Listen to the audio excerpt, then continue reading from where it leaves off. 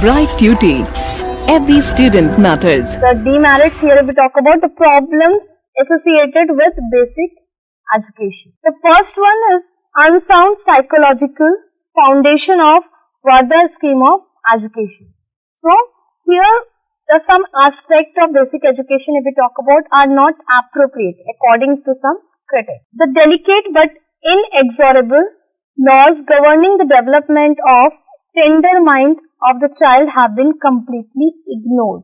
Because according to them, the Vardha education system, the Vardha scheme of education, what points they have suggested, they think that it is not appropriate for the psychological development of a child. Somewhere it is going to have the adverse impact on their mind. The child is treated just as a policeman or a soldier, merely as a unit in homogeneous mass.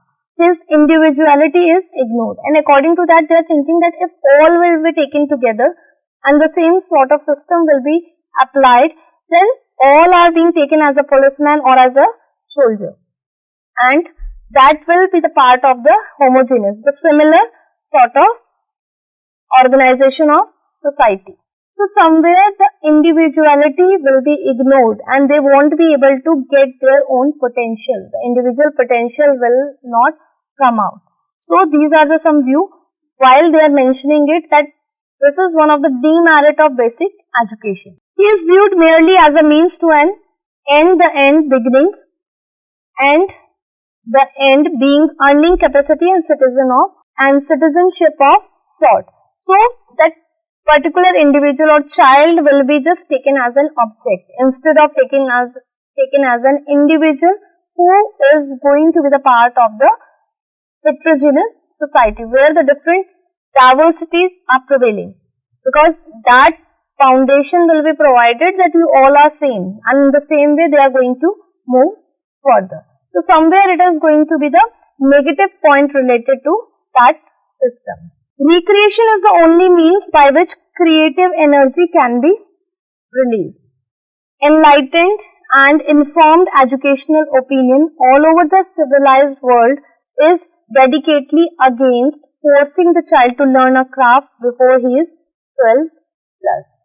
And here if we talk about recreation, they used to think that the only means by which creative energy can be released.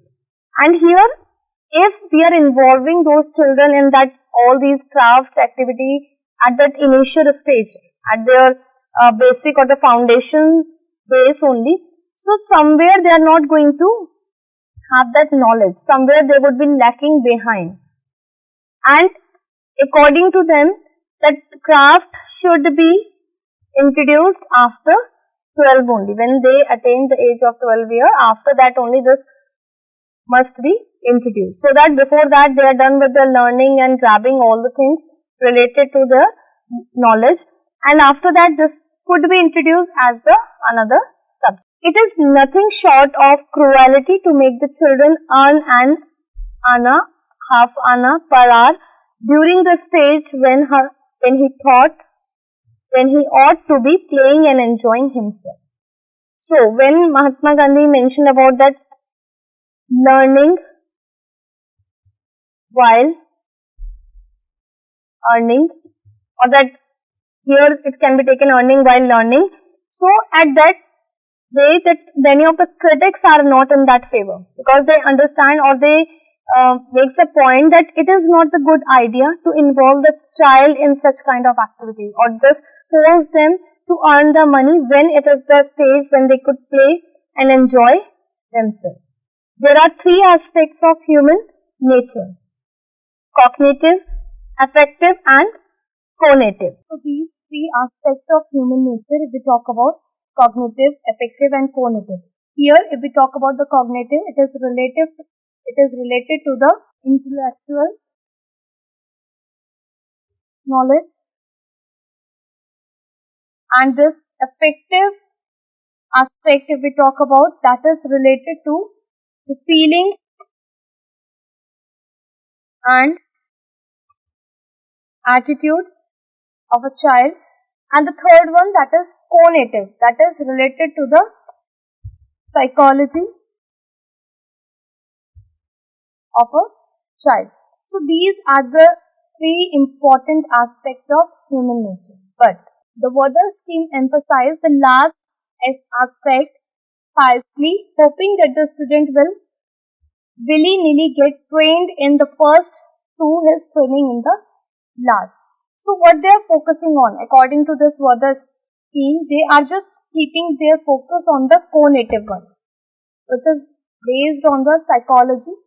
And here they think that while they are getting the training over that, then definitely other two will be achieved. The middle aspect is completely ignored in that. Means according to that, this co-native, if they will follow, if psychologically, if we are going to keep focus on the child, the first one that is related to cognitive, intellectual learning will be attained. But nowhere they are talking about the second aspect of human nature, that is the affective one, which is related to the feelings and the emotions or the attitude of a child. So this one can be taken as a demerit of that system. The second demerit here is undue emphasis on craft as the only basis of correlation.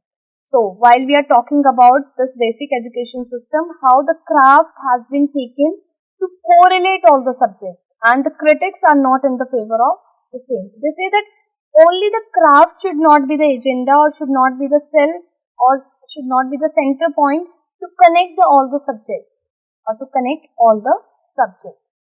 It is impossible to establish any natural association between craft and all the subjects of cultural value, which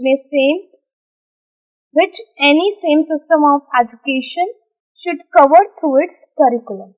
So, according to their point of view, they are in the favor that only the craft cannot be taken to combine or correlate all the subjects. It should be covered with the different other things also. If we would like to involve or bring the changes in the curriculum, different more things or the activities must be involved in the same. Teaching should be concrete and should be based on the child's active experience in his environment. Means physically involvement as well as intellectual involvement, all these sort of involvements must be there.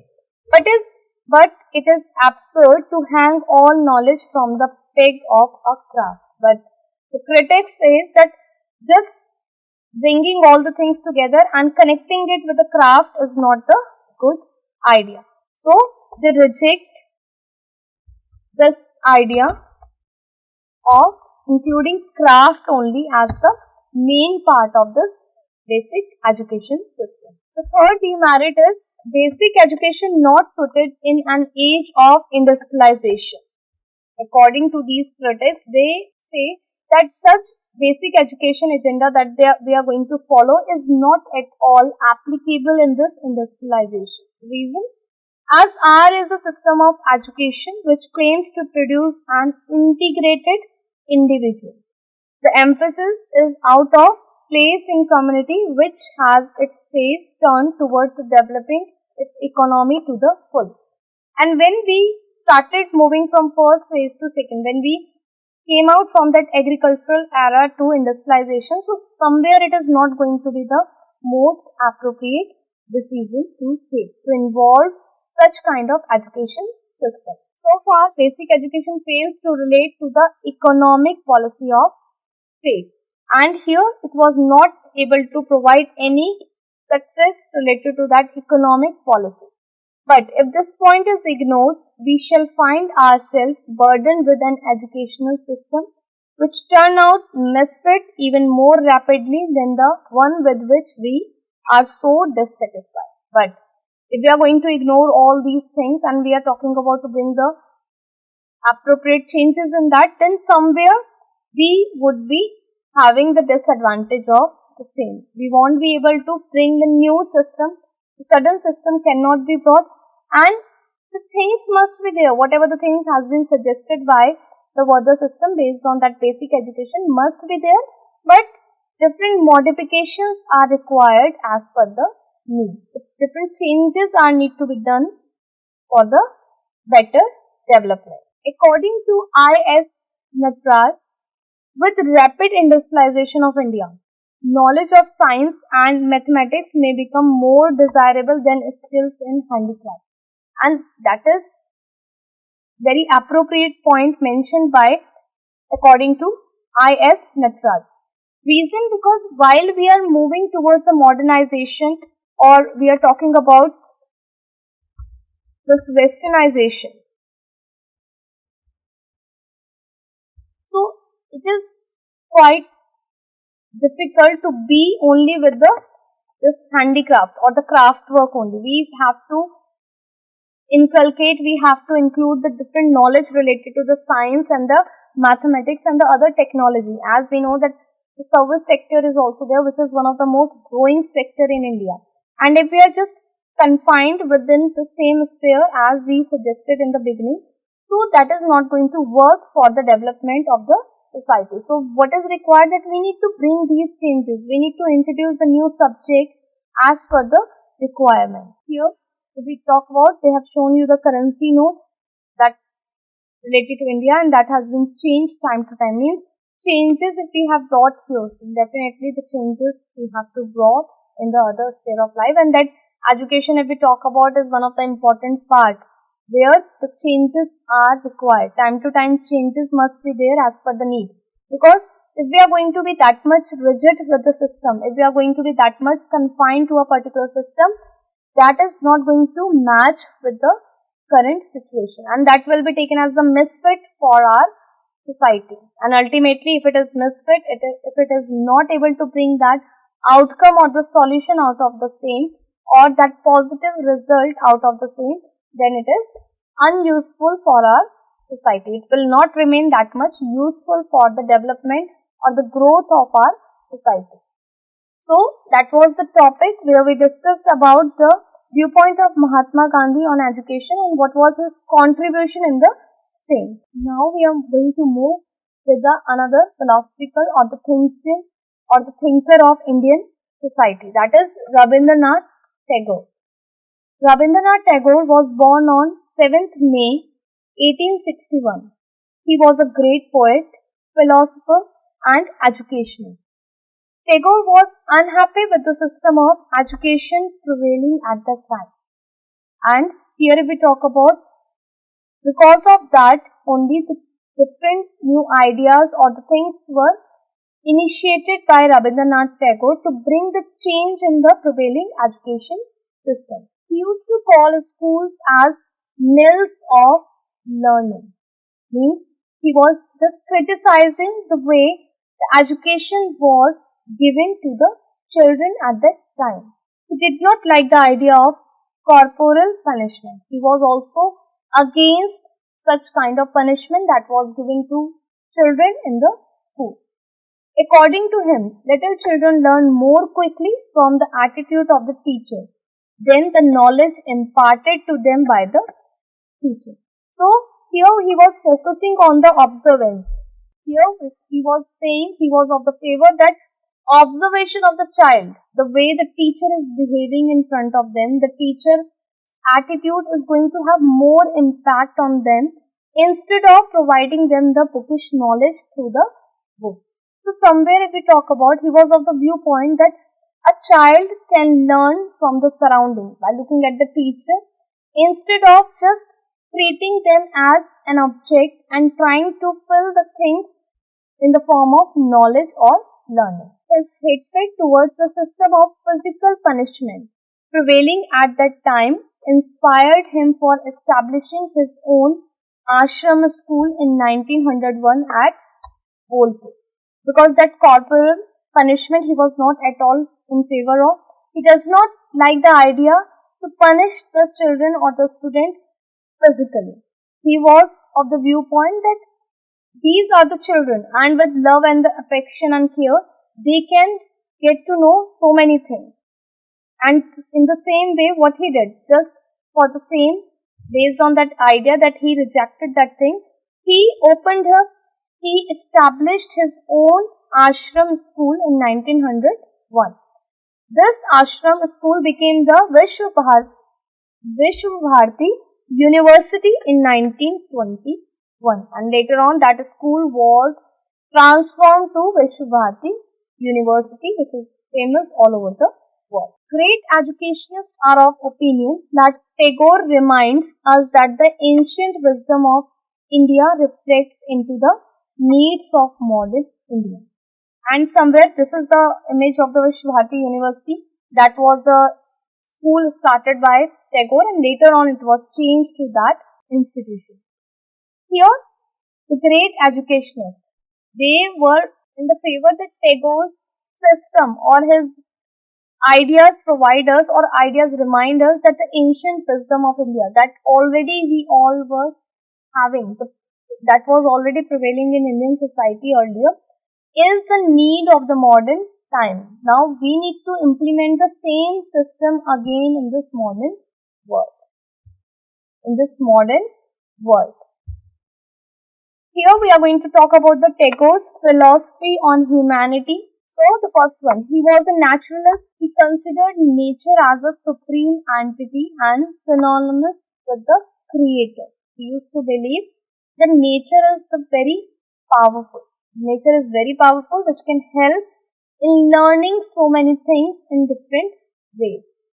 Self-realization, which can be achieved by fulfilling the dharma and the ideals of life. According to his philosophy, he was of the viewpoint that self-realization that you would like to achieve can be achieved just by doing your things, doing or following your dharma and the different ideals of your life, just fulfilling your responsibility.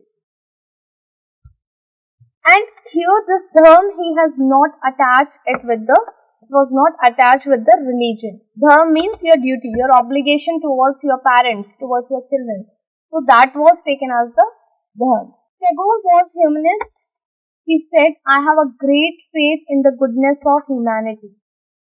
Like the sun, it can be clouded but never be extinguished. So he had the deep faith in humanity, means the goodness of the humanity, and he was of the viewpoint that like the sun, sometimes the bad things can cover up the good deeds of the man or a human, but it is like the very good example he has taken here, that it was like the sun, that sometimes it can be covered with the cloud, but its brightness or the shine can never be extinguished, it can never be finished. Tagore believed that man's soul should be deliverance from the grip of self and attain communion with infinite soul. Means it is the self-realization which can help an individual to understand their potential, to find their strength. And here it can be done when they are moving from the grip of self and attaining with the communion with the infinite soul. It was based on his understanding of Indian philosophy and spiritualism, where he focused on attaining the knowledge through the meditation and all these things, where we are able to realize the importance of our soul, the importance of our life, and the purpose of existing on this earth. Tagore was an individualist also. He advocated the right and freedom of the individual, but never rejected the essential unity of mankind. So if we talk about as an individualist, he was in the favor of individualism, but that also he cleared that individuality is very important aspect of human life, of the human nature. But ultimately it has to be connected with the whole mankind. The connectivity he talked of, because he never rejected the unity of mankind. He was very well aware that all the individual taken together can be in the great strength. So he preferred individualism, but he did not rejected the other aspect of human life. Tagore was a realistic also. In spite of his idealism, he acknowledged the realities of life and tirelessly worked to receive the traditional culture of India. He was very well having the faith in the reality. But beside that, he had the faith in the Indian tradition and the culture of our life, of our India. He was an internationalist also. He was of the opinion that a judicious synthesis of the East and the West can solve the problems of the world. Means the combination of the two. The synthesize means the combination of East with West can brought the biggest solution for the change in the whole world. He was a great supporter of the world unity also. According to him, the child should be loved, cared and nurtured like a plant. Like the other Western philosopher if we talk about, he was of the viewpoint that